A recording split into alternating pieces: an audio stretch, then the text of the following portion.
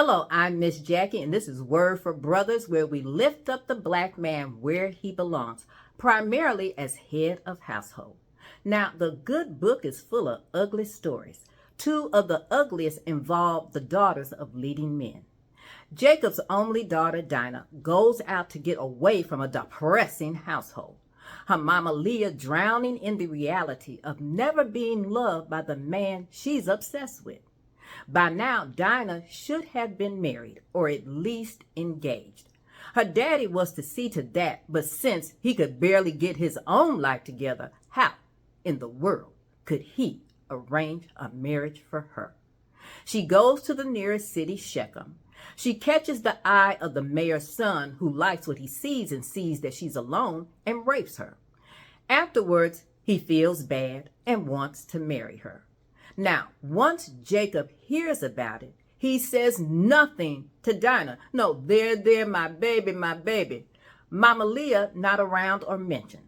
She's probably vegetating in her bedroom, binge watching Hallmark movies for the happy endings she'll never have.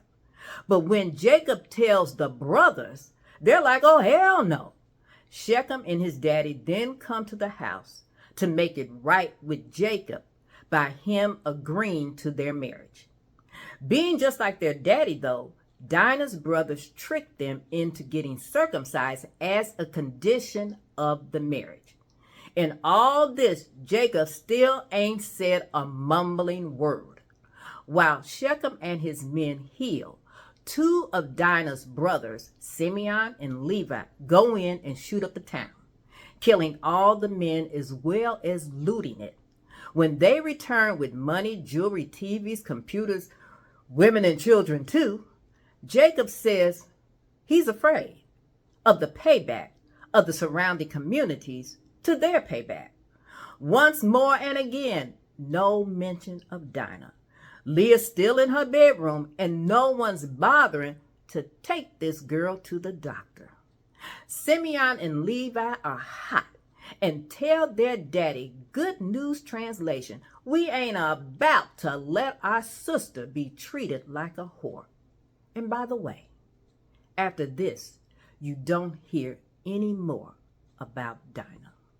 Well, because of the Bathsheba affair and all the sugary surrounding it, God told David violence would never leave his household. King David's hands-off approach to parenting didn't help matters either.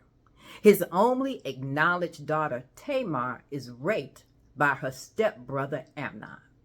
Her brother by the same mother, Absalom, finds out about it as well as the king. Unlike Jacob, at least David gets angry, but that's it. He doesn't confront Amnon or console Tamar. However, with a poker face, Absalom went about the strategy of revenge that served best on a cold plate. So 2 years later, while his brother was drunk at a party, Absalom had his men kill him.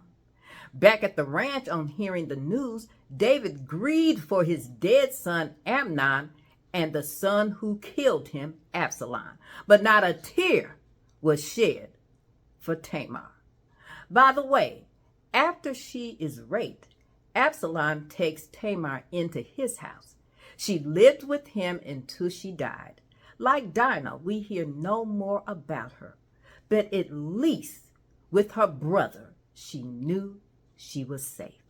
And let us uplift and praise our men who step up and stand in the gap. Their brothers, uncles, and nephews and cousins who take their God-given role as a protector seriously.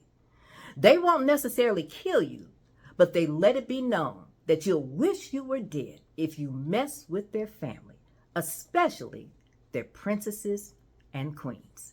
See ya next time.